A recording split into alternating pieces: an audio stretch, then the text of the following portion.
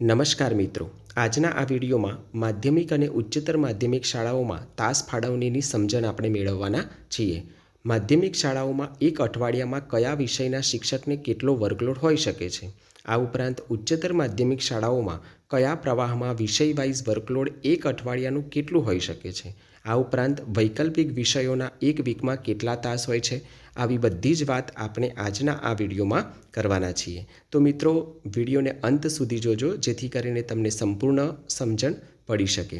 શૈક્ષણિક ભરતીની તમામ અપડેટ, આ ઉપરાંત પરીક્ષાલક્ષી મહત્ત્વના વિડીયો આપણે આ ચેનલ પર મૂકતા હોઈએ છીએ. ચેનલ પર નવા હોવ તો ચેનલને સબસ્ક્રાઈબ કરી શકો છો. વિડીયો ગમે તો વિડીયોને લાઇક અને શેર કરવાનું ભૂલતા નહીં. તો મિત્રો, સૌથી પહેલાં આપણે વાત કરીશું ધોરણ 9. તો આપણને બધાને ખબર છે કે એક અઠવાડિયાના ટોટલ જે તાસ હોય છે એ 45 તાસ હોય છે. હવે એ 45 તાસ જે છે એને વિષય વાઇઝ કઈ રીતે ડિવાઈડ કરવા, એનું કઈ રીતનું ભારણ આપેલું છે. તો તમે અહીંયા સૌથી પહેલાં સ્ક્રીન ઉપર જોઈ શકો છો માતૃભાષાનું જે માતૃભાષા જે છે ગુજરાતી, જેના એક અઠવાડિયાના 5 પિરિયડ હોય છે. ત્યાર પછી બીજું હિન્દી, જેને રાષ્ટ્રભાષા કહેવાય છે, જેના એક વીકના 4 પિરિયડ ગોઠવવાના હોય છે. ત્રીજું અંગ્રેજી, જેના 5 પિરિયડ. સંસ્કૃત 3 પિરિયડ. વિજ્ઞાન અને ટેકનોલોજી, જેના 6 તાસ. અને ગણિત, કે જેને એક વીકના 7 તાસ ગોઠવવાના હોય છે. આ ઉપરાંત સામાજિક વિજ્ઞાન અથવા સમાજ નવરચના, જેના એક વીકના 5 પિરિયડ ગોઠવવાના હોય છે. કાર્ય શિક્ષણ 0. ચિત્ર અને સંગીત, જેને વૈકલ્પિક વિષય પણ કહેવાય છે. 10મો નંબર સ્વાસ્થ્ય અને શારીરિક શિક્ષણ. આ ત્રણેય જે છે એના અઠવાડિયાના 3 તાસ ગોઠવવાના હોય છે. આ ઉપરાંત શાળાના વડાએ જે ગોઠવવાનો તાસ છે એ 0 પિરિયડ છે. સમાજ ઉપયોગી કાર્ય, જેના માટે 2 પિરિયડ. વ્યવસાયલક્ષી માર્ગદર્શન આપતો જે તાસ છે એ અઠવાડિયાનો 1 રાખી શકે છે. અને સમૂહ કવાયત, જેના માટેનો 1 પિરિયડ. તો મિત્રો, આમ ટોટલ અહીંયા જે તમે ટોટલ કરશો તો 45 તાસનું આયોજન થઈ ગયું છે. તો આ વાત થઈ ધોરણ 9ની. તો ધોરણ 9ના અઠવાડિયાના જે 45 તાસ હોય છે એને આ રીતે વિષય વાઇઝ તમારે ગોઠવવાના હોય છે. હવે આપણે વાત કરીશું ધોરણ 10. તો મિત્રો, તમે અહીંયા સ્ક્રીન ઉપર જોઈ શકો છો તારીખ 20/4/2006ના પરિપત્ર મુજબ ધોરણ 10ના તાસની ફાળવણી અહીંયા આપણને બતાવેલી છે. પહેલા ક્રમમાં 3 ભાષાઓ, જેના 18 પિરિયડ એક અઠવાડિયાના રાખવાના હોય છે. ત્યાર પછી ગણિત, કે જેને ગણિત અને વિજ્ઞાન બંનેના એક વીકના ટોટલ 20 પિરિયડ, એટલે બંનેના 10 પિરિયડ આપણે ગોઠવી શકીએ. સામાજિક વિજ્ઞાન અને વૈકલ્પિક વિષય, જેમાં 5 અને 6, એટલે કે 5 પિરિયડ સામાજિક વિજ્ઞાનના અને એક વૈકલ્પિક વિષયનો, આમ કરીને 6થો પિરિયડ. ત્યાર પછી શાળાના વડાઓ દ્વારા ગોઠવવાનો જે તાસ હોય છે એ 2 અને 1 હોઈ શકે છે. આમ ટોટલ 45 તાસ જે છે અઠવાડિયાના એ આ રીતે ગોઠવવાના હોય છે. એટલે ખાસ આપણે આ ક્લિયર થઈ જઈશું. ત્યારબાદ એક અગત્યની સૂચના પણ ધ્યાને લઈશું કે નોંધ 1. શાળાના વડા ત્રણેય ભાષાઓ માટે યોગ્ય રીતે તાસ ફાળવણી જરૂરિયાત મુજબ કરશે. અને 2. પ્રાયોગિક કાર્ય માટે 2 તાસનું જોડકું બને તે માટે પ્રત્યેક શાળાએ આયોજન કરવાનું રહેશે. આ રીતે જે તાસની ગોઠવણી જે છે એ થતી હોય છે. ત્યારબાદ આગળ બીજો એક પ્રશ્ન કે જે માધ્યમિક શાળામાં ધોરણ 9 અને ધોરણ 10નો એક વર્ગ હોય તેવી શાળામાં તાસની ફાળવણી જણાવશો. તો જવાબ છે કે શિક્ષણ વિભાગનો જે સુધારા ઠરાવ ક્રમાંક છે, જેના પરિપત્ર મુજબ ધોરણ 9 અને 10ના એક વર્ગની શાળામાં વર્ગદીઠ 2 શિક્ષકના રેશિયા મુજબ શાળામાં ધોરણ તાસની ફાળવણી આ નીચે મુજબ રહેશે. તો મિત્રો, અહીંયા ખાસ સમજો કે ધોરણ 9-10ના એક વર્ગની શાળામાં વર્ગદીઠ 2 શિક્ષકના રેશિયા મુજબ અહીંયા ગોઠવણી આપણને કરેલી છે. તો અહીંયા તમે ક્રમમાં જોઈ શકો છો ગુજરાતી, કે જેમાં ધોરણ 9ના 5 તાસ અને ધોરણ 10ના 6 તાસ, કુલ 11 તાસ. ત્યારબાદ હિન્દી 4 અને 0, જેના 4 તાસ બતાવેલા છે. અંગ્રેજીના 5 અને 7, ટોટલ 12. સંસ્કૃતના ધોરણ 9માં 4 અને ધોરણ 10માં 6, જેના ટોટલ 10 તાસ થાય છે.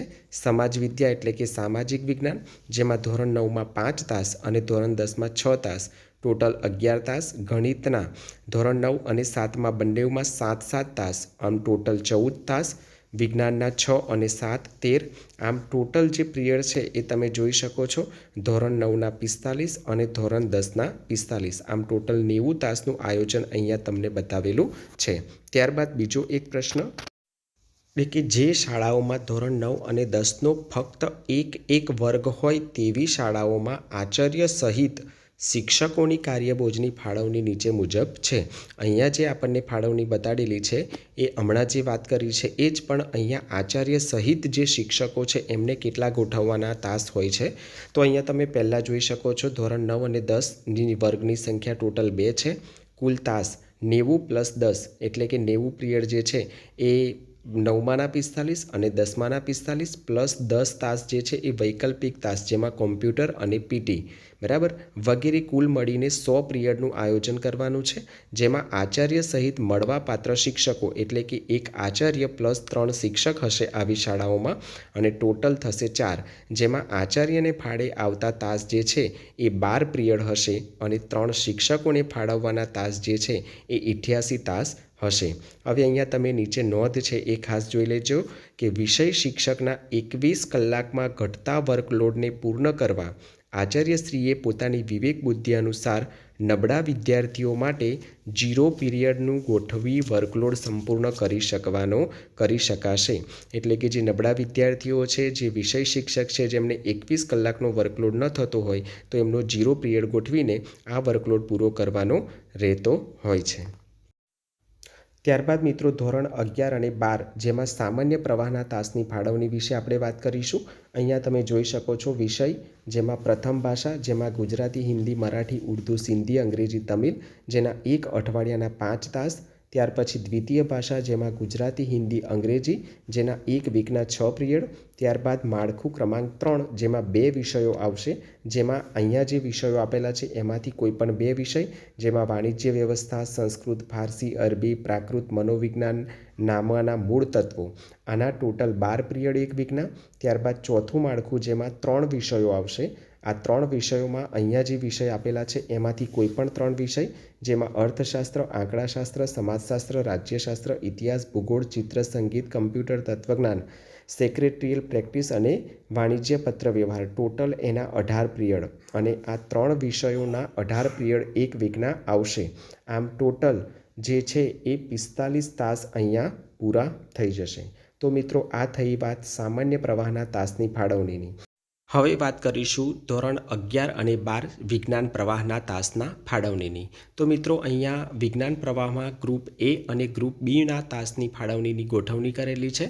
પ્રથમ ભાષા, જેમાં ગ્રુપ એ માટે 5 તાસ 1 વીકના અને ગ્રુપ બી માટે પણ 5 પિરિયડ. ત્યારબાદ દ્વિતીય ભાષા, જેને ગ્રુપ 1 માટે 5 અને ગ્રુપ બી માટે 5 પિરિયડ. ત્યારબાદ ગણિત, જે ગ્રુપ એમાં એકલું જ આવશે એટલે એના 11 પિરિયડ, ગ્રુપ બીમાં એ નહીં આવે.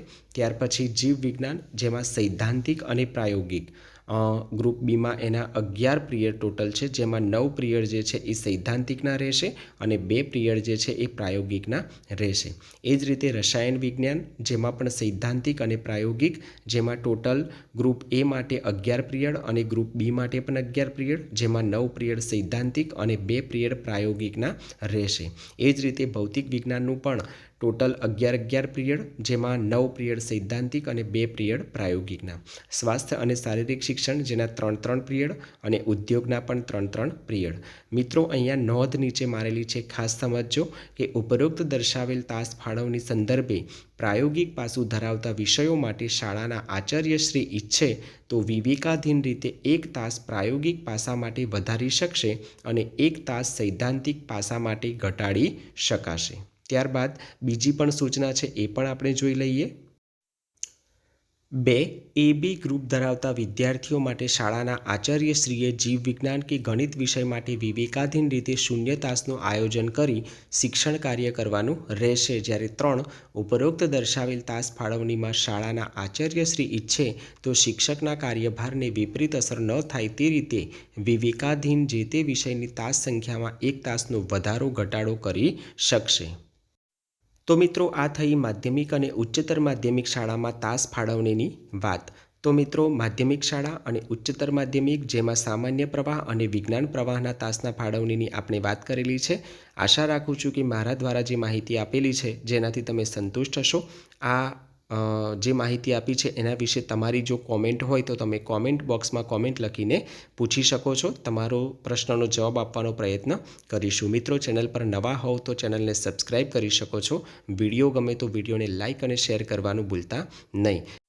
આજનો વિડીયો અહીંયા પૂર્ણ કરીએ છીએ. અસ્તુ. જય હિન્દ, જય ભારત.